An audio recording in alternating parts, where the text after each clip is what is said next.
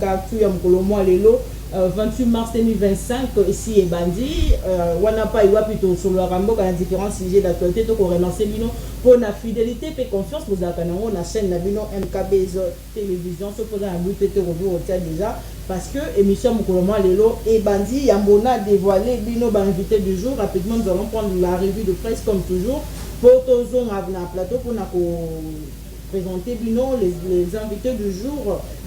Alors, la revue de presse en rapport avec le sujet d'aujourd'hui, les consultations politiques en vue de la formation des gouvernements d'union nationale se poursuivent.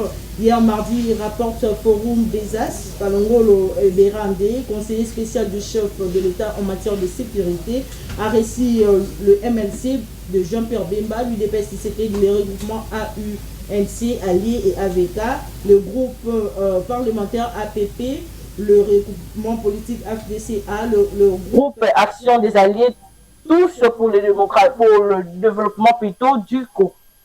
Consultation politique, l'opposition tourne le dos à Tshisekedi, des plans Congo nouveau. Si les acteurs majeurs de la crise politico-sécuritaire ne sont pas concernés par ces discussions autour de la formation d'un gouvernement d'union nationale, il sera difficile pour les chefs de l'État de réunir la majorité des protagonistes de cette crise en vue de faire face aux défis du moment. Avec ces absences annoncées, hormis un bouleversement de la situation, les quotidiens estiment que le gouvernement d'union nationale n'aura pas de saveur, l'inclusivité ne sera pas également assurée, même si certains pensent autour de Jean-Marc Kabundu à Kaboun. En réalité, ça sera juste un retour à la maison après quelques périodes de turbulence, mais l'homme de Kingabois, selon ses proches, n'a pas dans son projet ou agenda un tel événement. À l'absence de l'opposition, les consultations s'est mues en séance d'information, constate EcoNews, boycotté par l'opposition, réduit à un dialogue interne à la majorité présidentielle, aussi au sein de l'Union sacrée entre la nomination constituée de colonel est critiquée par l'aile dure de l'UDPS et les mises en garde sanglantes de Vital Kamerhe contre le discours incendiaire des alliés du président Félix Tshisekedi. L'initiative peine à convaincre un risque majeur plane, celui d'un échec symbolique où l'unité promise ne sera qu'un mirage miné par les rivalités et l'absence du consensus. Alors, puisqu'on parle de considération, Africa News revient sur la pique subtile de Kamerhe contre Bemba, récit par le conseiller spécial et Berandé plutôt.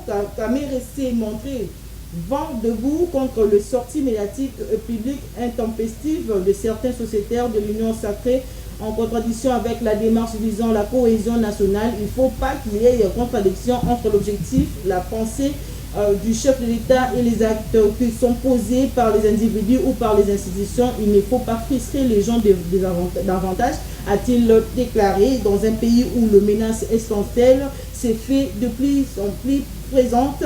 La prospérité rappelle aux acteurs politiques congolais l'obligation de privilégier l'intérêt général. L'intérêt général, martèle le tabloïd, doit plus que jamais devenir la boussole qui guide nos choix politiques. Autre chose, le chef de l'État Félix Tshisekedi a présidé hier mardi une réunion interinstitutionnelle qui a passé en revue plusieurs questions liées à la situation sécuritaire du pays. Selon Forum des As, la rencontre entre Félix Tshisekedi et Paul Kagame à Doha au Qatar, le processus de Luanda et de Nairobi, la résolution 2773 du Conseil de sécurité de l'ONU, ainsi que les consultations pour la formation d'un gouvernement d'union nationale ont été au cœur de cette importante rencontre. En rapport avec la situation sécuritaire dans l'Est du pays, les pouvoirs du peuple.com nous apprend que le concert Solidarité Congo menacé une fois de plus, ces concerts prévus pour le 7 avril prochain fait face à une nouvelle menace. Selon ces médias en ligne, la ville de Paris a saisi hier mardi le préfet de police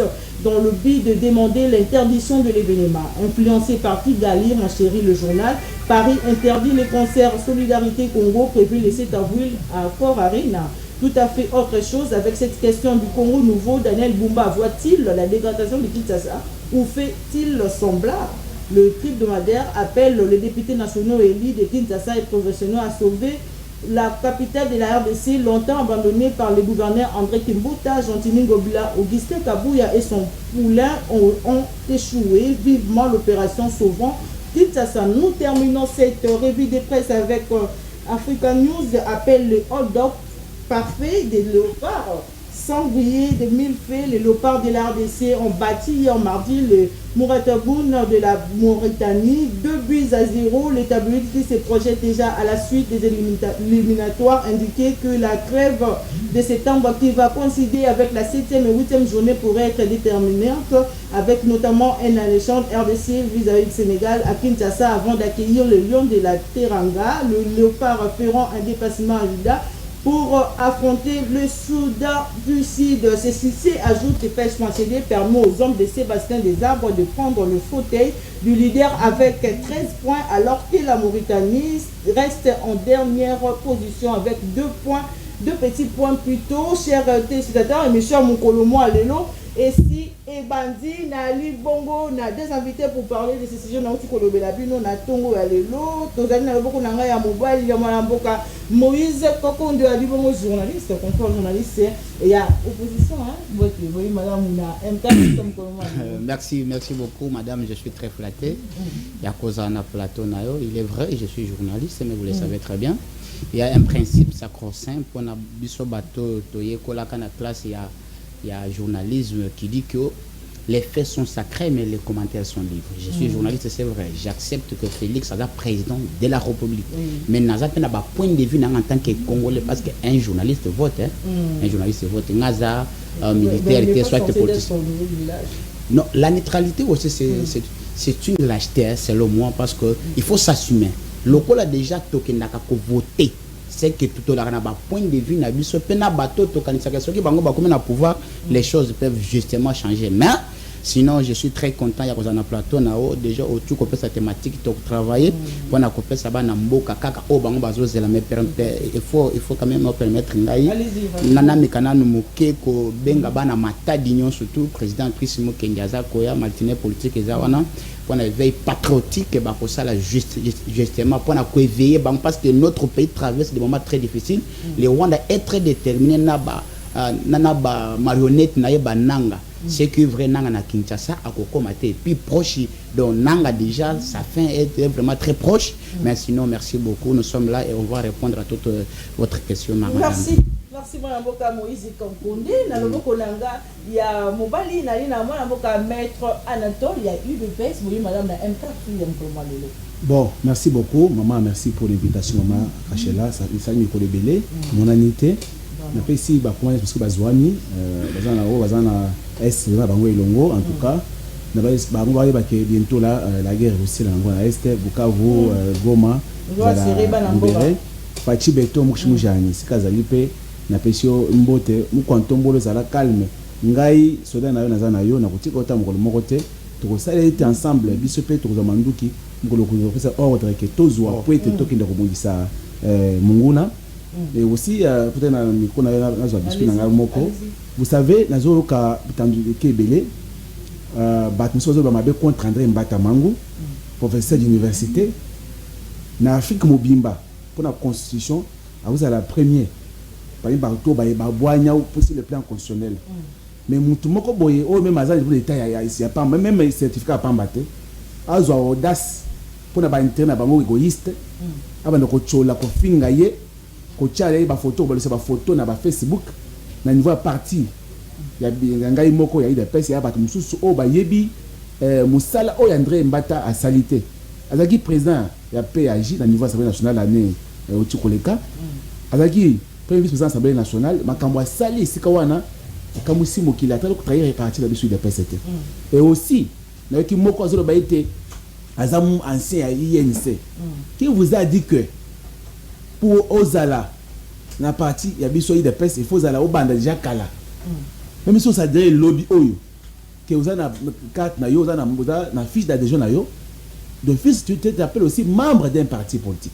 Dès l'adhésion. Mais comment André Mbata est député national na liste na IDPS et nous devons dire que na étendu qui a l'obéité à sali union sacrée pour 40 membres au lieu de 6 membres. Non, à sali musala wana ye mokote. On dit que en tout cas batu mususu batika mona bantu André Mbata membre honorable azala kimia André Mbata vanda kimia o ya sali sous ordre ya haute autorité de l'union sacrée de la nation bazalaki 6 bakokaki makambo te 6 wana c'était en tout cas il y a eu beaucoup de choses on yango le plateau te mais tant basali comme 40 totika kochola baninga tosala musala pona kotombola Congo.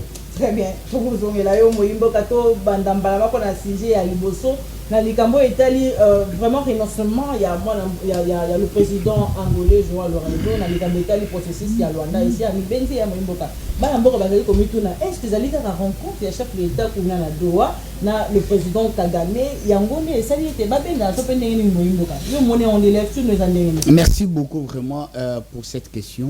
Eza ko ça la buzz na ba réseaux sociaux na ba quartier na ba télévision parce que les Congolais s'attendaient na rencontre ya Tshisekedi Tshilombo bi délégation congolaise na M23 mais tolali tolamoki boye rencontre wana et salemité mais tomoni mokonzi mboka o déjà prometaki biso na stade de Matrice. Je rappelle que c'était le 19 novembre 2024 2023 mokonzi mboka alobaki yena Kagame bakokota na kaka na lola mais bana mboka bazalaki quand même surpris ya komona mokonzi mboka avandi na Kagame. Ça ne dérange pas parce que mokonzi mboka bande kuna biso Anatole nde bazwe induire une erreur ndenge ya bakumisaka ifachi béton et puis mokonzi mboka bosani que biso na Rwanda tozali ba voisin éternel donc tokozala kaka wana ko kozwa vraiment risque ya ko prêter serment na miswa bato kingana Kagame tokokutana te ezalaki erreur moko ya makasi o mokonzi mboka asalaki selon moi.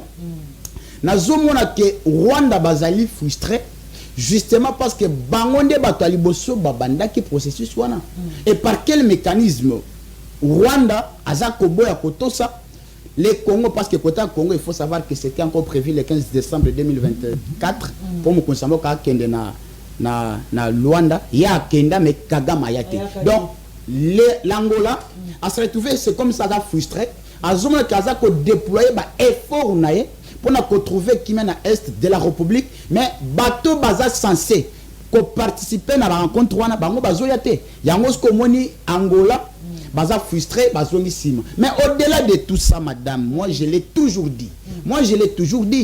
Nana senga kanande konanga Anatole, nande konanga Félix, nande konanga tout le monde y a une sacré.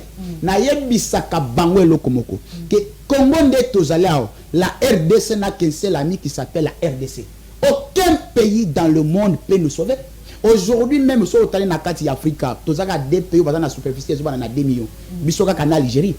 Donc même Angola, même Congo Brazzaville en face ici. Vous savez que Baza est incapable justement de condamner l'atrocité.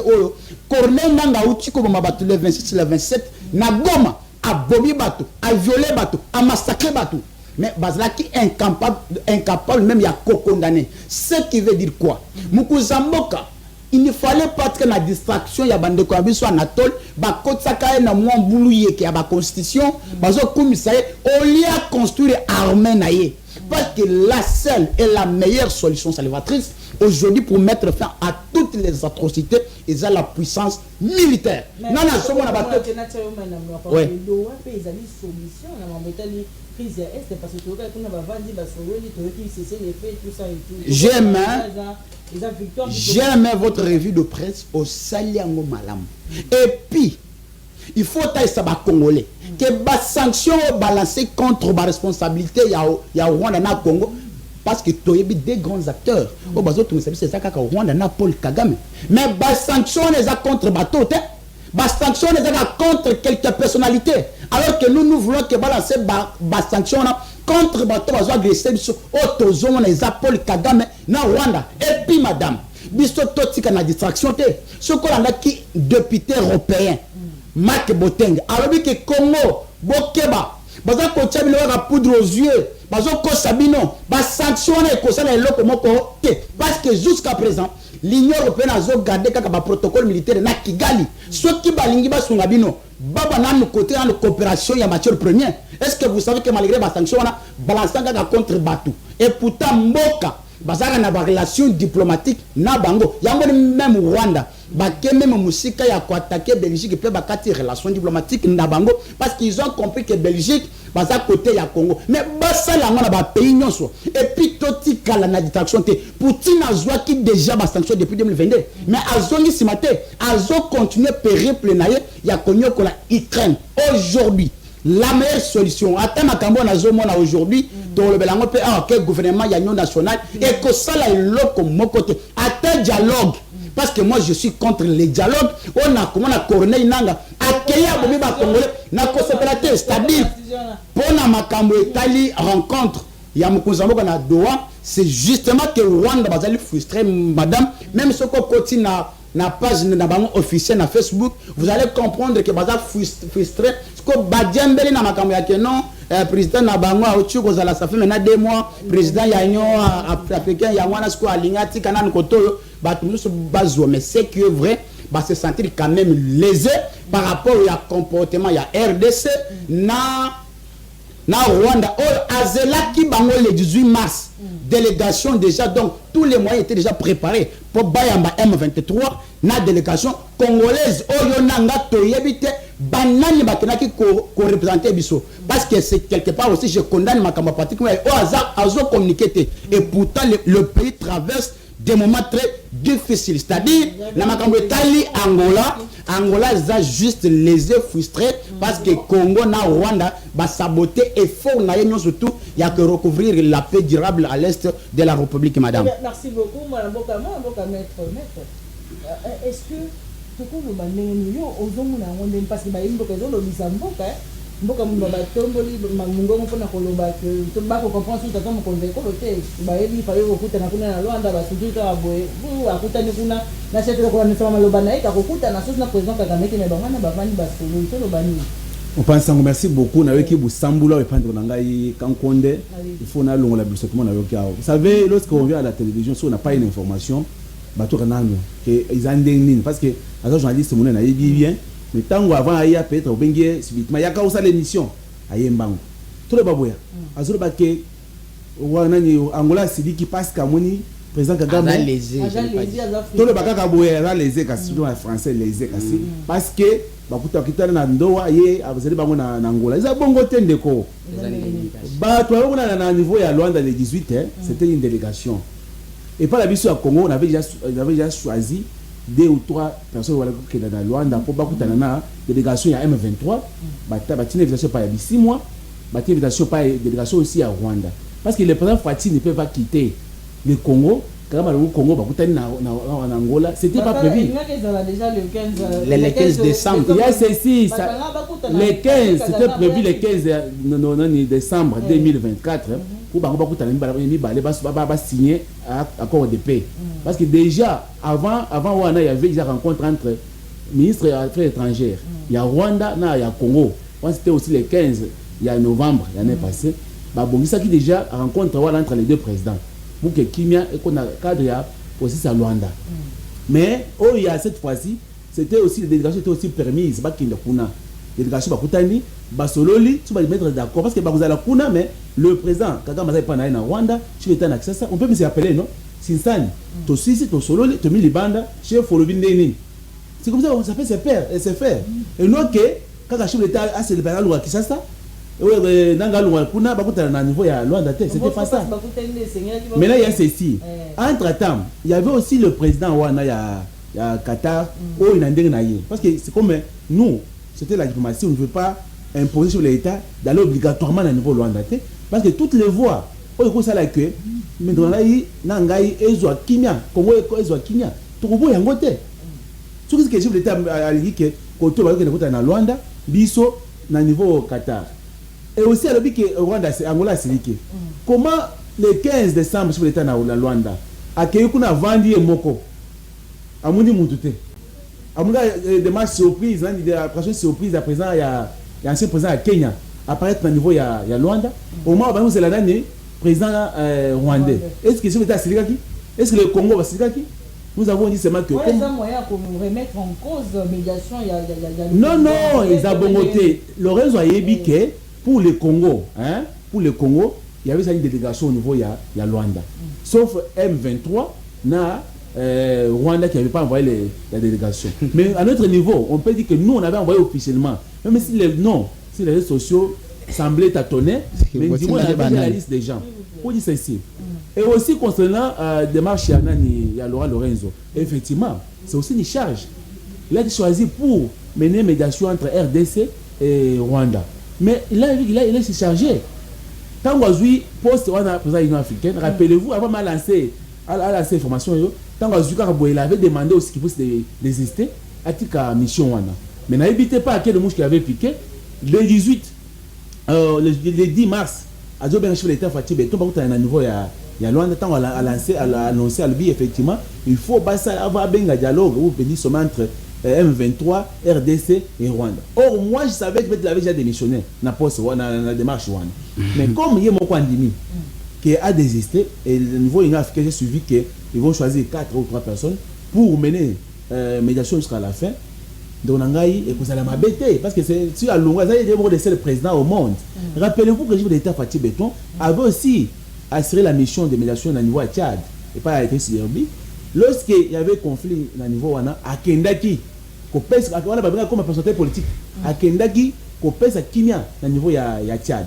Et Bisso aussi aujourd'hui, sur le qui va pour le même président, il y a Malawi, exemple. Ah, ça la mission Wana. Il y a 5 personnes. Oui, je dis ceci. Je dis si. Pour le président Malawi, il y a comme ça la médiation Wana. C'est pas un problème. Pour dire que nous, à ce stade, on a eu quand on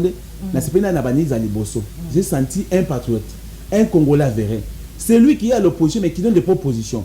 C'est ça ce que moi j'ai salué chez lui. Et lui dit, il ne peut pas accepter que Nanga ait un dialogue. C'est ça aussi mon point de vue. Et aussi, on a dit, il n'y a pas eu inconvénient. Mais est-ce que vous pouvez espérer vraiment une solution à tout le monde déjà de la rencontre comment il peut cesser le fait comme on les a victoire diplomatique. Vous savez, pour le moment, la diplomatie est déjà chaos. Tu es établi en chaos. Donc, pour le moment, on est. C'est la longue diplomatie. Donc, tu vois que. Sur le terrain alors. Sur l'État. Sur le terrain, qu'est-ce qui se passe?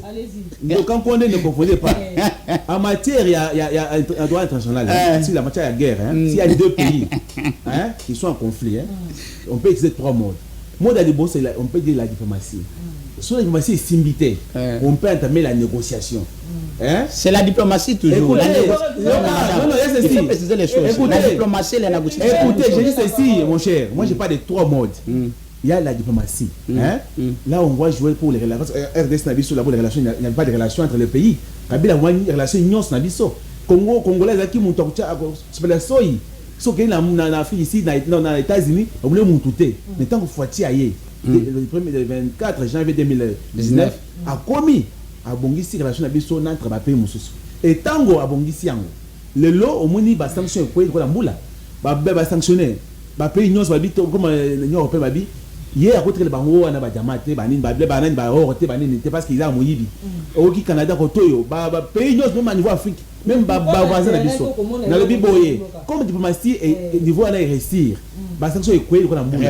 Mais la négociation. Mais la terre, il y a vous savez, guerre, tant que Bandaka, tu vas faire ici la carte. Ukraine n'a réussi. On a des agressions. Écoutez, mon cher, nous sommes pendant la guerre, pendant nous le Congo. Ok, d'accord. Nous appelons ça la guerre. Quand il y a un pays, à Tindi Baba, tout le monde est au Congo. Toujours pour les bitumes matin au soir. Territoire. On veut dire quoi?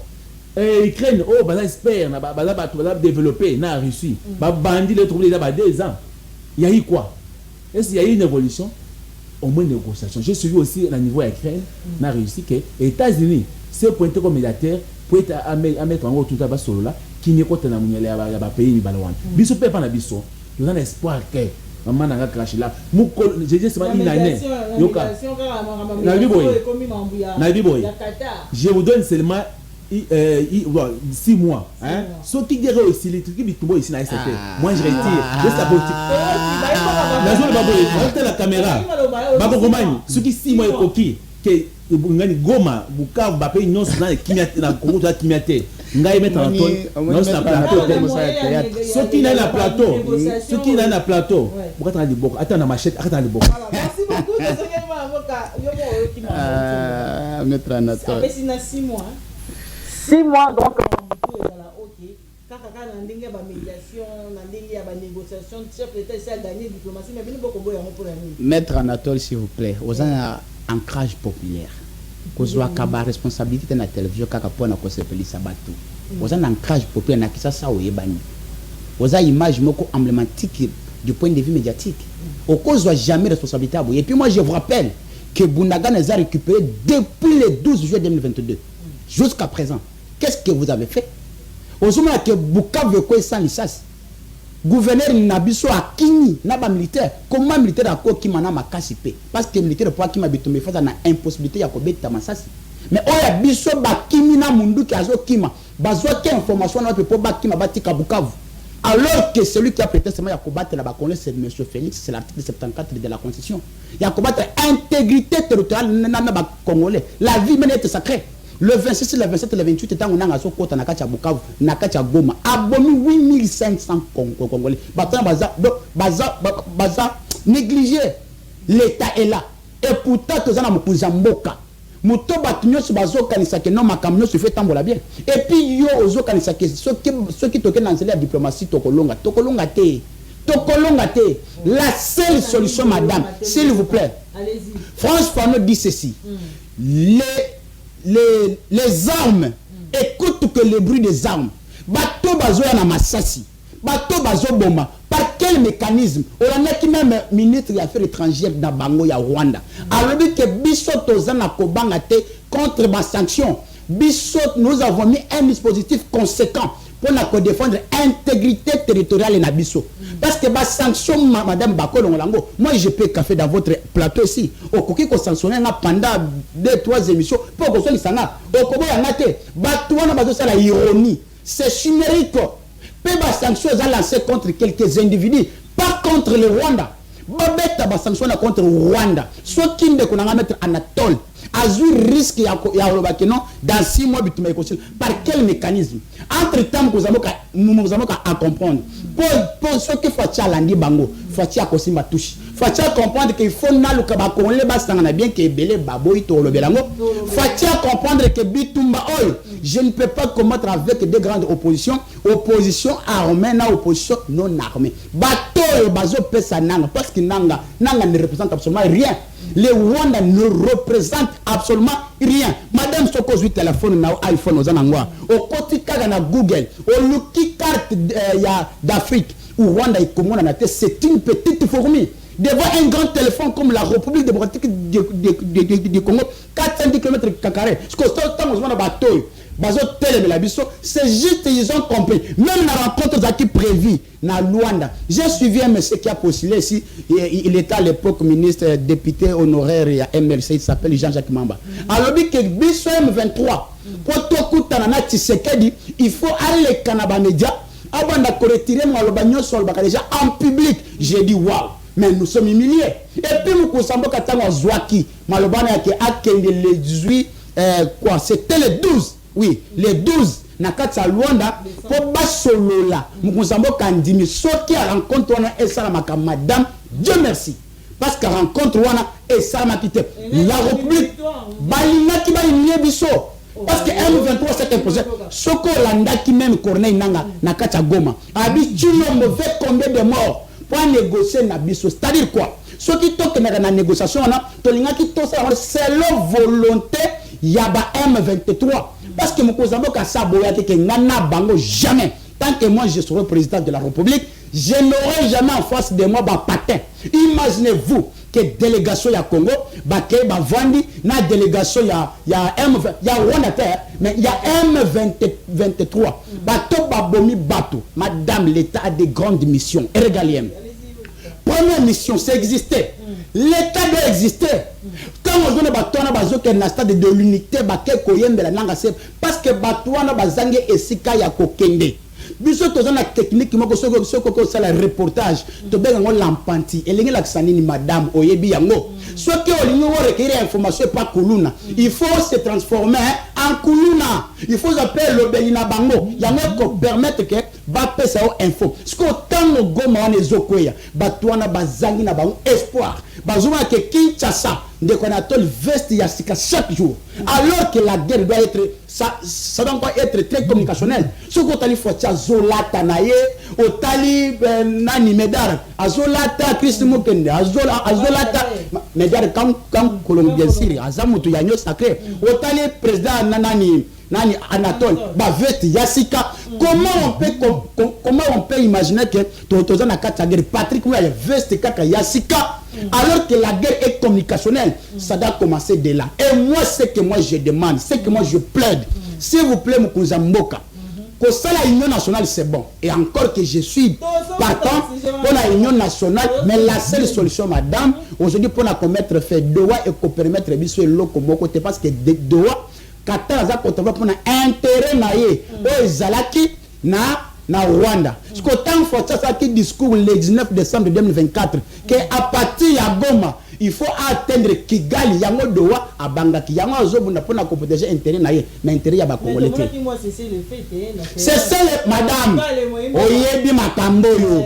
Oza une grande journaliste, vous le savez. Tant que tu sais que de bakutani le 18, le 19 walika le kuyi. Et moi j'étais surpris là. Tant que nous avons communiqué, alors que alungwe na kati ya walika na volonté exemple na kaboke Zaïre. Donc alors que tolungwe na walika na volonté na biso. Et puis ndenge tolungwa soki tokei faire de sa zone até. Totikeli mboko na ba chef coutumier soki faire de sa et tokozonga tokoya ko récupérer. Nous sommes humiliés. Merci. Moi Mboka, est-ce que ça dit humiliation moi Mboka rencontre voilà tozanga rencontre aux 3 minutes par rapport à maloba moi Mboka maloba et tout. Bon, maman Kachela, de Konangai, première fois, le baki qui tourne ma casse, le baki au salaire des Congolais à solo. Dans la zone, maintenant c'est ici. Alors bien écoutez, il faut qu'on tombe. Pour la guerre, oui, c'est la seule solution. Non, on ne peut pas fouler les étapes. En matière de guerre, au global, guerre, c'est bien bon. Tant que Kobanda, n'a évité. Parce que dans la guerre, on est guerre, c'est bandit. Même les missions de ça, on ça en côté.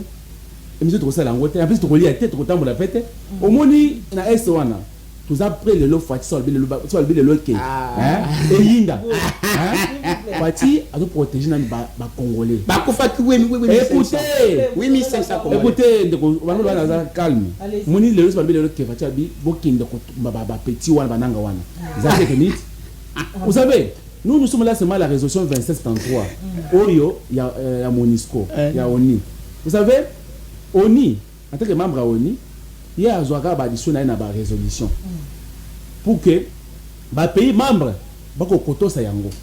Et si tout ça il y a des retombées à la longue. Et ceux qui le lobby sur le Congo, il y a des bunda, ils tombent.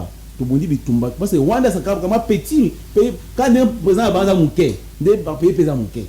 Donc, si tu as un cas de le lobby, ils sont 10 personnes, 50 personnes avec des armes à ma casse, Rwanda, c'est ba wande ba kusila na biboye nyonso wana yeba kama moko ni résolution au MONUSCO aziwana on a qui une fois président ya CPI pour que ya CPI ya kia na Congo aye ko sala on a enquête ya CPI ezaka bongo un président en place au hasard na pouvoir pour ba qui prenne na mona ba pays nyonso na mona président mo africain ba ngena au pouvoir au moins ce qui pouvoir na estime comme ba kina ni oya Ouattara je pense Bagbo tango pouvoir na estili Ouattara zu pouvoir ba qui prenne la moko na vrai coup de nena oya mutunaza kina ba kina CPI pour dire que na Congo au moni biloko zana ngolelo au Rwanda na ni Kagame akuna suka même tout le baboye na mboka na ye ba iniye ba ma ba iniye ba si jeune juste ba boyer ba bito c'est trop au lukani parce que na Rwanda il n'y a pas la liberté d'expression pour ne sur le mabadomio mais dans le ba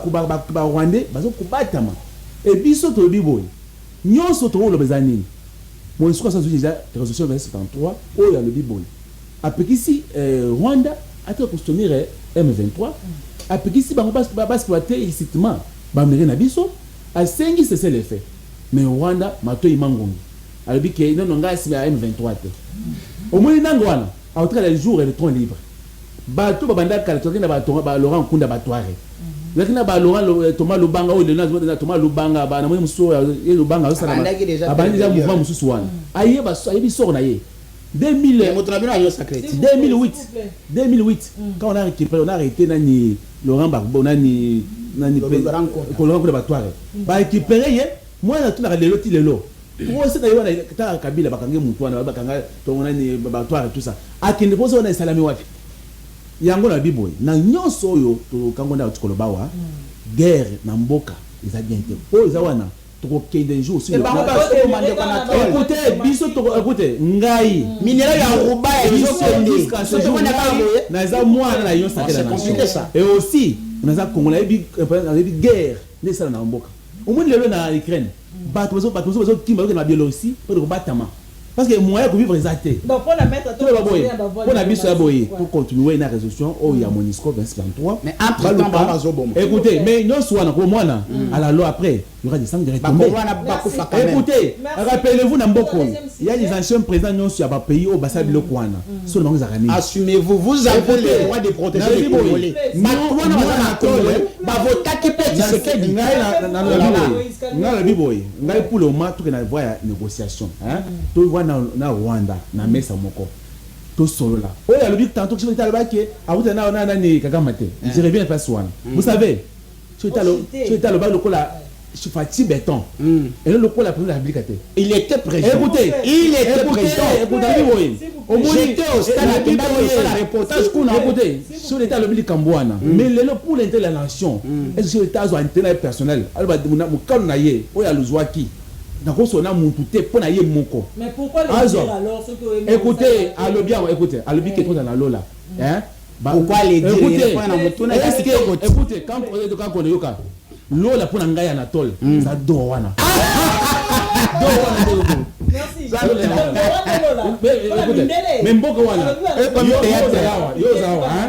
umone ndo wana kina wana umone aboyi na Afrika aboyi awa bino na awa na ukine mais umone ndo umone albike na kuna la lola Lola si le père qui de style faut que le bac na style moko bo aba tout na lola ozona biso ba mike mais ozona biso ba mike vraiment ozona biso pena ba na mike merci lola ya wana ba consultation pour na gouvernement ya union nationale mboka Moïse yo kozango ndeni pona nini surtout bino opposition boko boya opposition boya pona nini madame alors que ça pona bien ya mboka ngai nazali opposante ngai nazali journaliste non nazali journaliste mais nazokanisa nazomona lokola ba congolais mosusu mais pourquoi ba oh bazomona na ko répondre d'abord il faut préciser parce que ba osenga nga carte ya parti politique madame je reviens à cette question la RDC traverse un moment très très cruel bato bazokufo alors que zana mutu moko yenda kenda auprès ya ba congolais pona kosenga bango mandat il s'appelle Félix Antoine Tshisekedi Tshilombo. L'article 5 de la Constitution, tout pouvoir émane du peuple. Va concrétiser un article 211, il faut qu'il n'enseigne. Tshisekedi a 73%. Bien. Mais il est là. Il est le garant de la nation, l'article 69 de la Constitution. Il est l'arbitre du bon fonctionnement des institutions. Ce que Tshisekedi, il faut comprendre que Batou Bazana Masisi, Uruchuru, Bunagana, Sake, Bato Bazana Rubaya, na Bukavu, na Goma, na Walikali. Vision na bango regard na bango surtout eza fixé pas na ye. Et puis tant ya zo vendre à ko vendre na kimyate. Parle la terre. Parce que je rappelle Nandeko Nangaye Anatole. Il dépêche créer le 18 février 1982 avec une très bonne politique la politique anthropologique. Ce qui veut dire mettre l'homme au centre de son pouvoir. Bah résumé à mon slogan moko le peuple d'abord. Ça veut dire quoi? Avant de qu'on Anatole pour na contact ba veste non soit les canaux na télévision et les 450. Avant de qu'on Anatole alata ba veste ya makasi. Avant Fati Beto alata, Medar Kankolong alata, avant Bacheli Moussene, tous les hauts cadres ya no sacré balata, il faudrait que le peuple se retrouve. Ce que le peuple se retrouve, il faut dans les il y a 4 éléments. L'administration, l'économie, la justice et l'armée. Nous sommes les social. Madame Tala social, il y a peuple. Mais il faut les là. Il faut les là. Et pourtant, ce qu'on prend de les airs, combien il touche 21 000 $. Mais nous sommes journalistes, il y a dès qu'on a à Yebi, à Kanakata, il y a deux députés seulement, on va saluer la proposition de loi aux conséquences sociétales. Tu vends vraiment, tu tali que bateau va saluer la loi et quoi porter le peuple local gouvernement union nationale. Madame, d'abord je vais vous répondre directement que écoper sa solution de mon côté. Pourquoi je l'ai dit? Regardez que parmi les bateaux il y a quand même une figure au Yonanga Toyebi. Il y a une sacrée. Et ces choses graves, tu sais qu'il y a corrigé. Ceux qui ont une nouvelle classe politique, ceux qui ont appelé la Premier ministre, ceux qui me donnent quand Kolongo a comme ministre, ceux qui ont à comme ministre, ils ont une nouvelle classe politique. Tant que Mbosso Kodja Pwanga za pembe ni wana makabwe simbate. Tant que bat lukwebo bazali kakawana et kosimba te. Tala bato ayambi. Premier jour, abani na madame Soumine, c'est comme si union sacrée consulte union sacrée. Et pourtant, consultation on a ezali pona bato nyos ngana zo invitation te. Mais pona armée bazo benanga. Mais pona makamba pour pouvoir bazo benga Moïse te. Alors madame, je ne suis pas invité. Je suis journaliste, mais naza invité te. Batu bazana accès ya aucun awande ko na Anatole ata o komelenen a répondre te mais ce qui dake pour l'armée nde bakoya parce que l'armée kuna batu bazwana kaka $100 na yiki kutu passe madame Soumina kena bandundu alobi ke bakomatisa yango et comme justement na bakomité en parler et fait comme ngo 200 parce que 200 wana na 200 000 kabunda yebisa biso à l'époque azalaka premier président de l'Assemblée nationale qui bazwaka $200 000. Donc gouvernement madame Ekosimbate parce que n'a déjà elongi Augustin Kabouya. Parce que n'a déjà elongi à Sama Lukonde ministre depuis le 21 avril 2021. Mais vous me batikala. Mais vous me batikaka bon au lieu il y a comme ça la consultation. Je vous rappelle que union sacrée babanda qui connaît à l'époque que tozo ko kate ko pour ça ne se passe que Kabila nous bloque. Kabila nous bloque. Et puis mon kozamo ka sala discours le 6 décembre 2020. Discours mo quoi 6 minutes facha bon ma relation. Tant comme le 21 avril il y a 2021 tout mon gouvernement ya sika écoute. Banda wana union sacrée a zo ba responsabilité. Et puis madame soko andaka discours ya mon kozamo ka le 13 décembre 2020. Alors que qui sale moi banda c'est qui veut dire Moussala et Bandi. Ce qu'on banda jour wana, til le loy, tout le monde ko Anatole, na rompenga babazo ya kaka mikonga soso. Mikonga soso donc balongolongo misuni. Par quel mécanisme batobakole makolo soso na Congo? Par quel mécanisme matembele komi mopiko 5 000 francs. Ndeko Anatole wana akongo na ngote parce qu'il y a za na mbongo. Par quel mécanisme bakoki kozwa IDPS na considération. Et puis IDPS a yaki na pouvoir justement pour amener ce qu'on appelle une alternative madame na lingala to bengango mbongwana mais il devait se banda zaliwana nyonso ekomi grave aujourd'hui encore pour citer là madame tozana deux grands paix tozaka na posa deux grands paix la paix et le pain aujourd'hui batu ya est wana bazana lipa na kinya mukuzamo qu'il faut travailler. Après seulement pour combattre la Congolais. J'ai suivi Fati, c'est en 2020. Fati a créé na Ituri. À l'objet, je suis prêt. Tant que je n'aurai pas mettre fin à Bitumba, je ne me sentirai jamais président. Fati Ozara, puis c'est après. Donc Fati bateau bazana est, bateau na Kanyabayonga, bateau bazali na Bunagana, bateau bazana Goma na Bukavu na Walikali, bazana posa eloko moko ezala ki. Mais moi, alors là, oui. S'il vous plaît, Nabaxolo, Maloba, aujourd'hui, aux Arabanangambo, Yabatou, Marambo, Ezali, Malam, pour la paix, tout ça et tout. Mais nous, aujourd'hui, comme on a vu aux opposants, on a dit journaliste. Pour la ligne opposition, c'est beau. Opposition, Baza Koboya Kaka na Iloko Moko, na comportement ya Ndekonanga Anatole, na comportement ya Médard Kankolongo, na comportement ya Baatu Lukwebo, comportement ya Sama Lukonde, ça comportement c'est l'arrogance. Zlatan akoza maloba mukozamo kakendaki na Kasai et pourtant ce côté na supplié on permettait que pour ça la campagne makambo ya conscience ezalité oye bien mais par quel mécanisme mukozamo kakena Kasai et pananga azo que de connaître makambo ya constitution avec des termes très forts qui peut m'empêcher moi les gardes de la nation mukozamo kaza ko traiter ba opposant yanzal alors qu'il oublie il est le symbole de l'unité nationale. Donc hier à Koki ko diviser ba Congolais. C'est comme si Azali président ya IDPS. Alors que je rappelle Mokonzamo que vous représentez 108 millions d'habitants. Jamais Mokonzamo qui a contenu de propos wana ba opposition nzala opposition pété. Donc ezalini arrogance na bango pe. Yango eza ko ça que ba opposant ba boya kokota et puis c'est là on a na yoki na ba couloir na ba salon politique.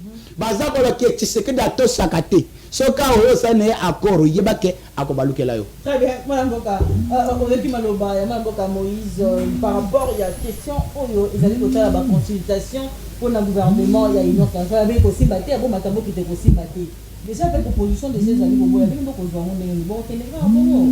Bon, maman Krachela en tout cas merci beaucoup na yo kinga bonanga ya ka busambo na busambulu mais pour mzate nazo recadrer. Vous savez, il y a pas de kamomoko. On a na peuple d'abord wazo le ba. Il devait se créer en 1982 de lobby. Tout ça qui a idée bon. Il a dit que tout le peuple depuis longtemps au centre il y a Makamounions donc Congo pour gestion na biso nyonso. Il y a peuple il y a chef d'État peuple d'abord. Mais rappelez-vous, on a trouvé ce pays comment? On vient en 2019 au pouvoir. Kabila s'étaille député Beleye Moko. Or, on a conscience nous dit le premier ministre a Outakana dans une partie où on a député Beleye qui est majoritaire au Parlement. To commis, to zutata biso ilu pepe ilu nkamba. To tchewana pour un gouvernement bimawana sali comme plus de 6 mois. Oh qui va prendre pour de souveraineté, qui va être ministre de justice et une Mikola. Entre-temps, situation à Kabila très biso wana ils ont perdu toujours. To un gouvernement wana oh ya papa il pepe ilu nkamba. To bandi ba blocage na ba blocage. Tina niveau ya qu'on me bat na SNCC pour être musale banda niveau ya Kassa centrale na mwene jitu côté ya Bukavu ba très na biso banda musala ba blocage ko notifier nani oyo bazaki nommé à l'époque parce que ça m'a comme na ba mususu pour basala musala to quel côté ba cour constitutionnel ba oyebi ba audio bi mana réseau aussi ba cour constitutionnel ba na biso chef ta musala musala ndeni yango na sala ki isiko asimi ondo na ngalo atukola sawa ya simi talbike ngai na FCC et sili toki na union sacrée la nation balancer une sacrée la nation pour que biso toya to banda mena musala bazu mena wana faut mena uza sangisa bato toujours ma raison biso il pèse on avait notre vision peuple d'abord maintenant yo ozu mena mutu FCC ozu mutu parce que on ne peut pas chef d'état a créé ba constitution sacrée bato écoutez est-ce que j'étais député comme ministre il faut député j'aime pas les débats comme on va nous la j'étais calme. Mais d'accord, il n'était pas député national. Pourquoi comme ministre, il faut il y a ceci. Comme ministre, les autres sénateurs, il faut un député. Vous aurez la parole. Écoutez, Ndeko, on a lancé l'appel à l'Union sacrée de la nation. Bataille à propre na bango. Tant on a appelé selon les poids politiques. Rappelez-vous que Kabila avait la majorité. Mais si l'État pas sa sagesse, pas son intelligence diplomatique, à ça, qu'est-ce qu'il peut faire? L'idée à dévier. À dévier. Mais tout le monde, là, à ça, coup d'état constitutionnel. C'était une situation inédite. Coup d'état constitutionnel. Bazoua, tout ça, la Union sacrée de la nation. Tout le gouvernement, tout ça, qui a pour être nommé à un pouvoir. Il y a la volonté de le code de Kenge, à un ministre de la souveraineté. Tout bandi pouvoir, tout le monde parle des pays, qui n'ont pas notre vision. Est-ce qu'on peut bien répondre à vos mandats totalement? On peut d'abord. À qui la faute? Non, la faute c'est quoi? C'est Kabila. Tout ce que nous voyons aujourd'hui, la souffrance du Congo. Écoutez, il y a maman caché là. Kabila toujours. Il faut le procès public contre Kabila. Kabila Boumboka. Écoutez-moi la Mboka. Kabila Boumina ba droit ya biso nyonso. Na ba na biso boti. Kabila Boumbiso pour Mboka, a tibis sans société, sans école à Malonga, sans université à Malonga, Kabila tibis sans nyonso à Boumbiso. Mais pourquoi faut la Biboye, la Biboye, la Biboye. Les sources de Malais, les sources à Malais, la Bisa Kabila. Pourquoi la Bibongo? Tango, tu dis Gonzo, na bato ba bouti d'éducation mourir ma belle kana bango. Baye na biso longo, sans vision. Tu es un mandat Nibale. Quand Batouana, battre campagne, ba satina ba sala, bazi ba député.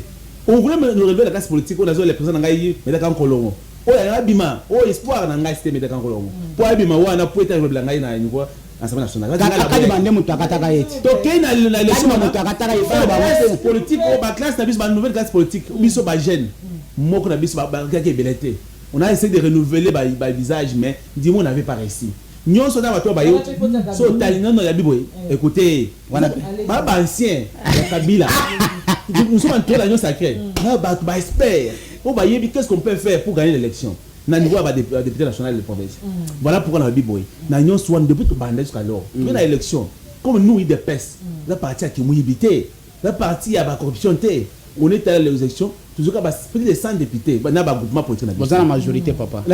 On a pas eu, parce qu'on dit la majorité. Vous avez la partie Mogote. Partie Mogote, l'équipe de présentation de madame. On a des députés bénis. Pour quel parti politique? On a une majorité parlementaire. Voilà, 250 députés, plus 1. Pour on dit qu'effectivement, les partis, on a majoritairement dans niveau provincial. Mais Bisson, à niveau IDPS. Pour ça, nous voulons parler de Magui. Nous voulons qu'ensemble, Baninga, tout gérer ensemble. Il y a moins de plus de 156 députés. Écoutez, nationaux. Les sont majorité parlementaire. Parce que tu as un poids politique, tu as un député belé. Tu as la première force. Mais tu as parlé, on a 200 députés toujours en voté. Pour dire que nous sommes allés boy. Si nous on avait pris majorité, tu as un député ministre Nabiso. On dit qu'il y a des personnes, on ne voit pas projet avec les gens. Nous, on parcelle. Quand on a des majorités parlementaires, donc on a des personnes aller dans peu de temps répondre rapidement à besoin de la population congolaise. Mais pour le moment, c'est à 70% que nous avons répondu à la population congolaise. Mais on a l'Union nationale. Mais la Biboye, donc le biquet, le Biboye, il a cher et tout consort. N'a pas ngaba. Na Biboye, n'a pas ngaba, n'a pas ngaba, société, n'a pas ngaba. Pour les habitants se quitter, moi, le société est moins cher. Na Biboye, voilà moka. Écoutez, na Biboye, maître comme il a géré. Écoutez, au moins ce qu'on écoutez, qui va manger la Biboye? Oh. Nous avons noté ma soso. Au moins, les méchants, merci beaucoup. On commence à Congo. Attribuer société non ça va comme sonner. Il y a un ligne. À ce monopole. À ce contrat. Il y a besoin de 28 millions. Tu me déranges. Il y a commerce avec il y a une sauce tout ça. Il y a des sociétés parce que il y a déjà une société. Parce qu'on est en matière de commerce. Il y a ce qu'on appelle contrat de concession. Tant que vous avez au signer contrat, vous avez concessionnaire, il y a l'eau comme importateur, il y a l'eau comme boy. Au fait de consommer l'eau comme un si vous avez un il y a des savons sur le pacala. Il y a où vous savez que le contrat va dans la société. Na Congo. Il y a un autre quatre Kabila na banaye famille naye ba service ba ni liste ba bloc ni ba tie ba bloc cher. Congo maintenant to pumbuli mboka nyonso n'y a pas de système malongate. Yo nyonso ça taper nyonso na Congo na yango muni. Yana bibo. Pour tout ça ma trouver solution. Yango muni toujours c'est maintenant union nationale. On a 5 boy là bosso. Premier critère yo ka maintenant là on a de ngai Cancun. Na bibo. Tout le monde a bilori à Kala, il s'allume musala maintenant. Il s'allume musala bango. Ça veut le connaître de tout na kaka bango na bango. Tout le bien été. Cette fois-ci bazwa batu musasika. Balongo la pas politique. Pas politique zo mamboka. Pas politique wala mbiso partisan ba député belé. C'est bien bon. Mais pour l'intérêt de la nation d'abord, tout le pas politique. Tout le bien été. Si on était à former gouvernement. Là, mon a été formaté à gouvernement. Baluka bateau, il va commencer à porter plus. Pour être, on est à 70%. Comment peut-on arriver à 100% pour le peuple congolais, là où il n'y avait pas les écoles, là où il n'y a pas de route, qui va amener qui va plus ces bananes. Et non pas coopérer dans le gouvernement. Et non pas tout le monde parce qu'il va payer billets des banques. Azuka, comme on a payé billets des banques, yonde berando au place on a jamais. Ce que tu dis conscience, conscience, va bien te la taille à guerre. Na que ne peut pas un bon côté. Mais na ya pour ça na bosser pour être relever des défis. Chef de l'État, tout à la 94 de la Constitution il dit que tout ministre dans secteur naïe Azar responsable dans secteur naïe. Exact que 91 oui, je pense. Mais est-ce que moi mboka nacho mai na munoko. Est-ce que fallait que tu continues dans processus au baï pré là, on est que ça dans mboka. ndeko na ngai Rachela tuka opesa émission na otana batata wana tata wana ba crédible te papa bato wana baza à la recherche. Écoutez, ils sont à la recherche de billets de banque. Bato wana ba mesani bongo, ce sont des opposants à l'église catholique. Ils sont là en train de se comploter contre le Congo. Moi je dis ceci, ngai au mona chole au mona bato nyonso wana sont des conglomérats, des aventuriers. S'il vous plaît, écoutez, j'ai dit ce sont des aventuriers. On ne peut pas venir sur le plateau ici, ngai na kozwa makamba na chole na bato swana na le bango hote. Qu'est-ce qu'ils ont fait pour le Congo? Batouana. Sur l'État a checké carton d'enseignement pour que bana bola batanga na ofele. Bato ba combattre le premier mandat na ye. Ba bi ba ko checké carton d'enseignement te. Si ba bato ba solo ba Congola solo. Sur l'État a checké carton te, il faut soutenir yango. Mais pour combattre ye, ils sont allés voir Nanga. Ba vandi ba solo quelques jours, ba yeka Bukavu. Pour qu'est-ce qu'ils ont fait pour que ba bisa na toya ku sona binowa, botika biloko wana. Parce que biso yokta la yo. Ils ont marché partout. Quelle est la solution? Oyoki ba révélation te ya ndeko na biso kan 15 ans nani passé kan 15 ans nani pasteur moko boy entre je pense nani Izibaya Mapia. Pour dire que on ne peut pas donner crédibilité na batouana te. Ce qui est une politique, monsieur l'abbé, pardon, viens vers nous. Il y a un débat pour être dans Ngayao. Tous ensemble.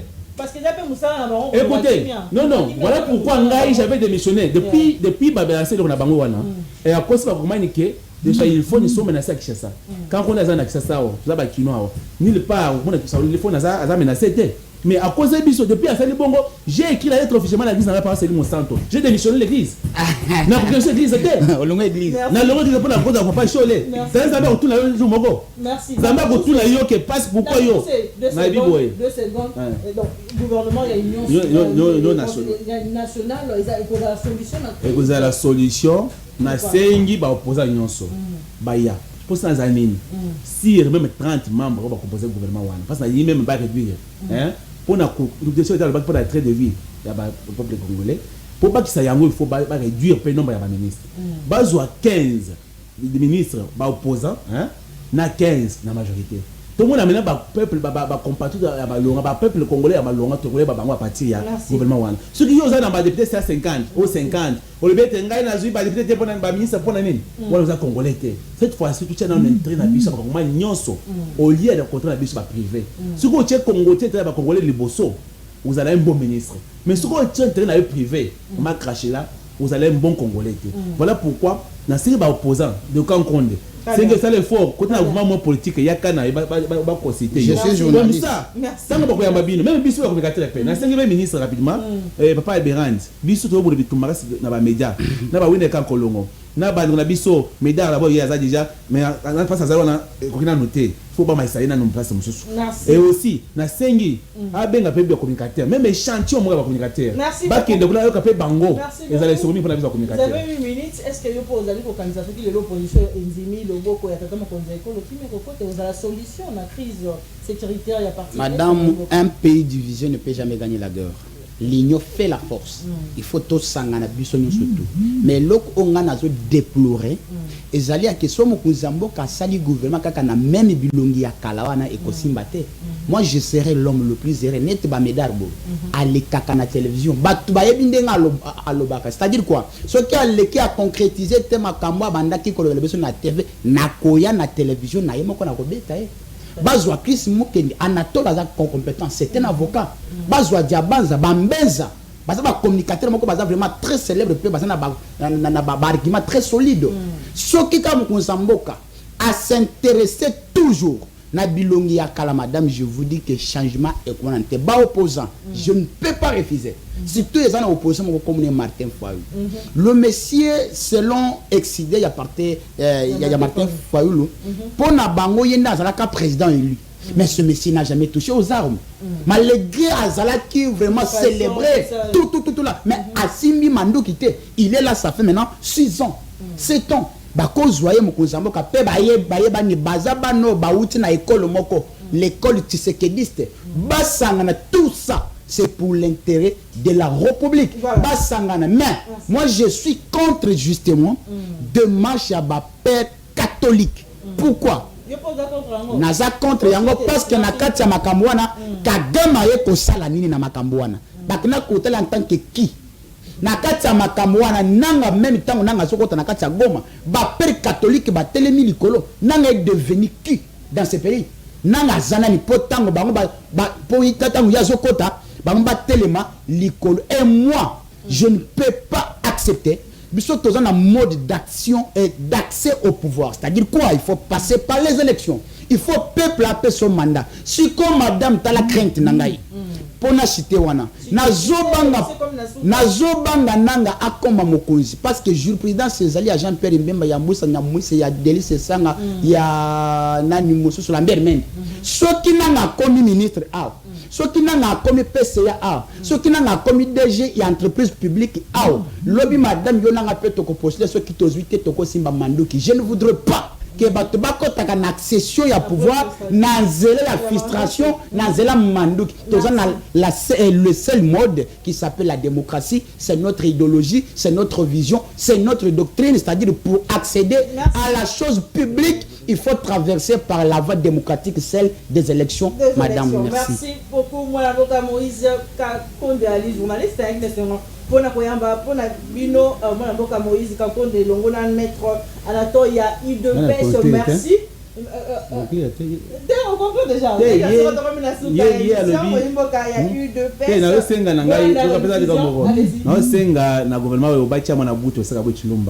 Ati que parti parce que à ça il peut moi limite na hier il est ça difficile c'est qui que a koka ko ça les faut ga tia mwana boute ministre comme ça parti na moni parti biso na na mingi na moni c'est le kufi ba hypocrite na biso abandonné parlementaire debout abandonné CG na ngai limbisa ngai oka sangai te pa na le bibongo te bana ndi ke nous za bongo limbisa papa na ngai tike biso parti le pemba mutu moko mote pona silisa na pesi président Pedro le millionnaire Mbote aza mwana aza président ya biso bana rompenga bana pesi Mbote longana député provincial et den lumbo na pesi vraiment bino Mbote mais idée pesi za ko pesa biso passe bango na bango merci président ezaka makama bino 22 ans to kutani très prochainement ce qui Jésus-Christ a donné.